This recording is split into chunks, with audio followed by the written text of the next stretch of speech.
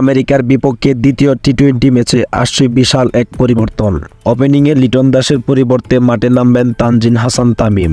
সাম্প্রতিক পারফরম্যান্স বিবেচনা করলে তানজিদ হাসান তামিম লিটন দাসের চেয়ে অনেকটাই এগিয়ে। তাই লিটন দাসের পরিবর্তে দ্বিতীয় টি-20 ম্যাচে তানজিদ হাসান তামিমকে নামানো হবে। কেননা প্রথম টি-20 ম্যাচে লিটন দাস যে সুন্দর খেলা খেলেছে, এই খেলা যদি অন্য কোনো দলের প্লেয়ার খেলতো তাহলে হয়তো তাকে 1 বছরের জন্য জাতীয় দল থেকে বাদ করে দেওয়া হতো।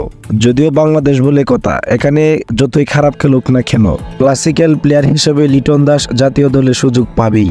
সাম্প্রতিক ফর্ম বিবেচনা করলে বর্তমানে লিটন দাস একদম ফর্মে নেই, তবু তাকে জাতীয় দলে সুযোগ দেওয়া হচ্ছে, কারণ তিনি একজন ক্লাসিক্যাল ব্যাটসম্যান বলে বলে তাকে যে পরিমাণ সুযোগ দেওয়া হচ্ছে, ঠিক একইভাবে যদি অন্যান্য কোনো প্লেয়ারকে সুযোগ দেওয়া হতো তাহলে হয়তো সে তার সেরাটা দেখাতে চেষ্টা করত।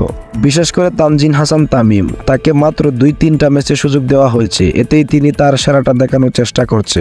নতুন হিসেবে তিনি যে সুন্দর করে খেলছেন, যদি একইভাবে তিনি আরো খেলতে পারেন তাহলে তিনি লিটন দাসের চেয়ে ভালো একজন ব্যাটার হবেন আশা করা যাচ্ছে। তানজিদ হাসান তামিম সুন্দর খেলতে পারে, তবে তার একটু ধৈর্য শক্তি কম। যদি তিনি আরেকটু ধৈর্য ধরে খেলার চেষ্টা করত তাহলে হয়তো আরো ভালো খেলতে পারত।